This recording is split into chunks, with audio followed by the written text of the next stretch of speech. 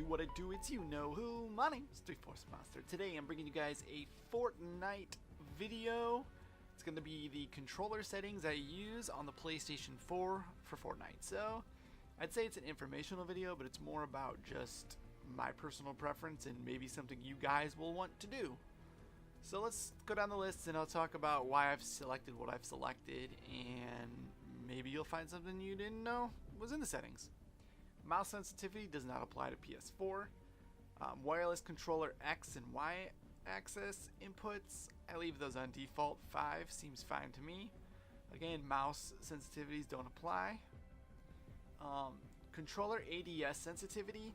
Now the reason I'm doing this video is because the patch update 3.0 added 60 frames per second, and it kind of seemed to slow down my aim. I'm not sure if that happened to anybody else, so I had to go into my settings and I had to turn up my sensitivities quite a bit. Like, I think I bumped up my ADS sensitivity like almost 0.2, and I bumped up my scope sensitivity like 0.1 or 0.15 from what it used to be. So you can see while I'm aiming down sights, the sensitivity is 0.75, and while I am scoped, my sensitivity is 0.68. Go ahead, give those a try. They're not too fast. What that means is when I'm aiming down sights, it's going to go 3/4 of the speed that it normally goes when I'm not aiming down sights, when I'm just looking left and right and just looking around. And the same thing for scoped. When I'm scoped in, it's going to go 0.68. Think of 1 as a whole. 1 is when you're not scoped in, just looking around. 0.68 would be a percentage of that, so like 68% the speed of what you're doing. Set the scale of the HUD. I leave mine on 1. I believe if you shrink it down, it will shrink it'll move everything else inwards. It'll make it smaller. I just leave it on 1. That was the default. 60 frames per second. Obviously this was new. I leave it on because damn, the game looks good. Matchmaking doesn't matter. Set it to the region closest to you. You want the lowest milliseconds, the lowest ms. So the lowest for me is North America East. Like I said, it's auto, but I just know North America East will be the lowest for me. Invert view, leave it off. Sprint cancels reloading. This is something that I have on just because of Call of Duty. A lot of times when I was playing Call of Duty, I would be in the middle of reloading something and somebody would run at me and I would need to stop reloading or whatever I was doing, and in order to do that I would tap sprint, and that would cut off my reload animation and allow me to get back in the gunfight.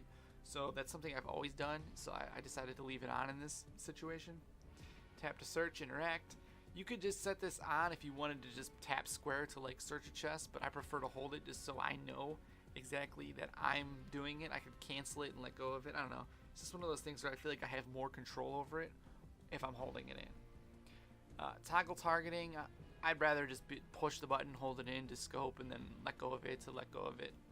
Otherwise, if I had it on, I would just tap it once to scope in and tap it again to unscope, and that doesn't sound comfortable. That's not, all the other first-person shooter games or shooter games I've ever played, I've had to hold it in to stay scoped and let go of it to unscope. Auto equip better items, I have that on. Honestly, I go through my weapons and items so much that I don't even know if this makes a difference. Vibration, I have it on. I like to have the feedback on my controller.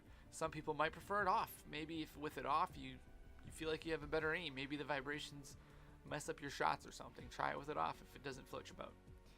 Aim assist on, obviously, because we're on PlayStation 4. Reset building choice on. This one I think is off by default.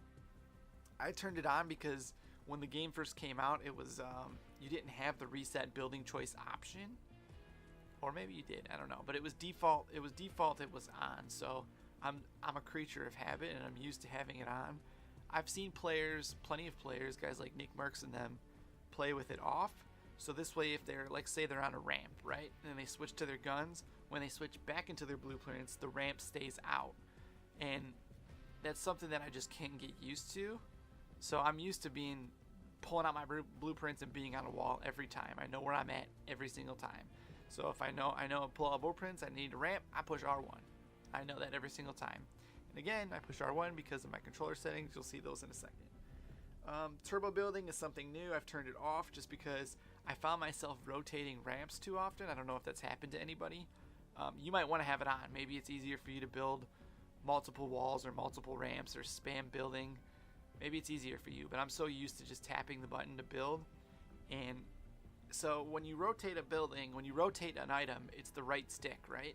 So what I constantly found myself doing was rotating the item trying to crouch. And it sounds weird, but it's the reason I turned turbo building off. It messed with me. If you're new to the game and you like to spam buildings, try it out. Maybe you like turbo building. Maybe it'll help you build a box around you faster. But I'm so used to just tapping the button that I just leave it off because I'm comfortable with building without it. Auto material change was a pretty cool introduction to this game. I leave it on because it lets you, if you run out of material, you don't have to physically switch material. That's like a second or two of realizing you're out and switching when you're in the middle of a gunfight. Crucial clutch. I suggest leave it on. Spectator count doesn't really matter. It just shows you in the bottom left if people are spectating you. Controller auto run, I turned it off only because I found myself walking off of buildings, walking off of rooftops, just walking on my own without me actually trying to do it. Like maybe I'll double click in my left stick and not even realize it, and I've just walked right off an area. Or maybe I'm opening a chest and I'll walk right past it because I've accidentally enabled auto run, and I found that turning it off helps with that. So I have it off. I don't mind holding my stick forward to run. Streamer mode off because I want to see people's names. If you turn it on, it turns everybody else in the game to a player. Player number 107, player number 159. You don't see actual names, so I leave that off. So those are my settings, kind of why I have them. You've seen the two most important settings that everybody are going to look at are your wireless controller ADS sensitivity and wireless controller scope sensitivity. You guys can see what my settings are for that. Trying not to make this too long, but here we are again. So I've got the music volume cranked way down because music's great in this game, but sound effects volume, I've got it up fairly high. You can see what I've got here. Dialogue volume, yada yada yada. Accessibility, I'm not too worried about that. That's colorblind. If you're colorblind, maybe you want it. If not, I wouldn't worry about it.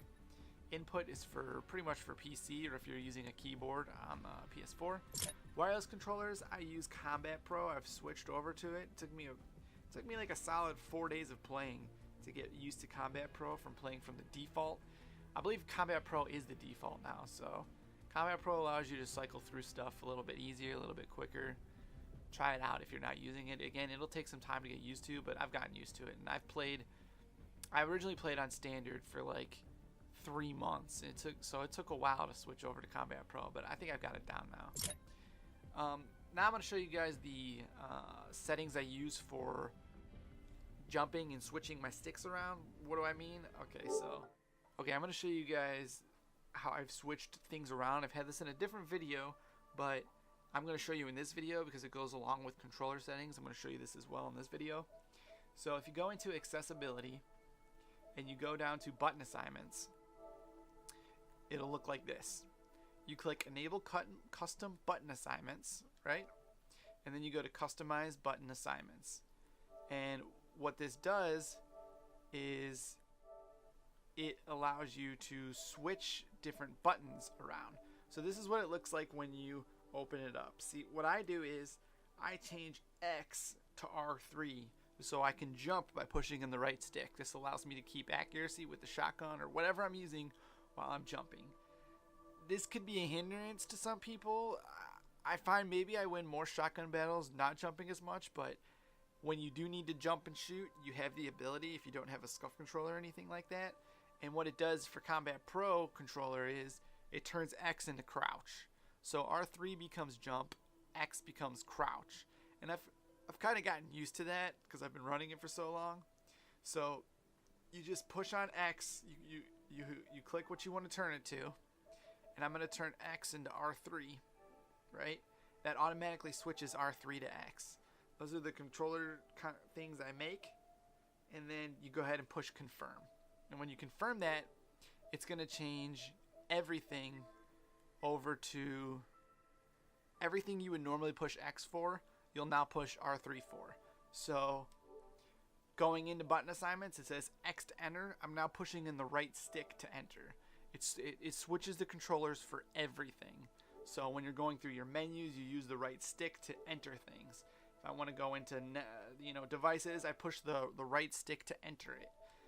If I want to go into my game, I push the right stick to enter it.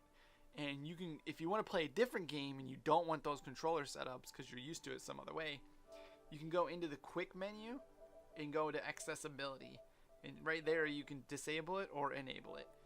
It'll either turn it off and you'll have X back to normal, or turn it on and X will be back to your thumbstick. And if you don't have enable custom button assignments, then you need to customize your menu items. Go to customize, go to menu items, and make sure accessibility is checked. This will add accessibility to the hot menu. And this way you could turn it on and off without having to go all the way through your settings. Alright, it's been kind of a long video for a settings video, but I hope you guys learned some things. Maybe try out my settings, see if they do well for you. Try out the button flip, try R3 for X, maybe you'll like it. I'm not sure, but I noticed that a lot of you guys were looking for controller settings, so I decided to show you what I've been using since the update, because again, I had to bump up my sensitivity. It wasn't quite as, it was a little bit slower than it used to be with the 60 frames per second. Anyways, hope you guys enjoyed the video. If you did, smash the like button. Let's grow this channel together. I appreciate each and every one of you watching my videos. I appreciate each and every one of you subscribing, leaving comments, interacting with me, growing this community. Let's keep it going. Guys, I will see you on the next one.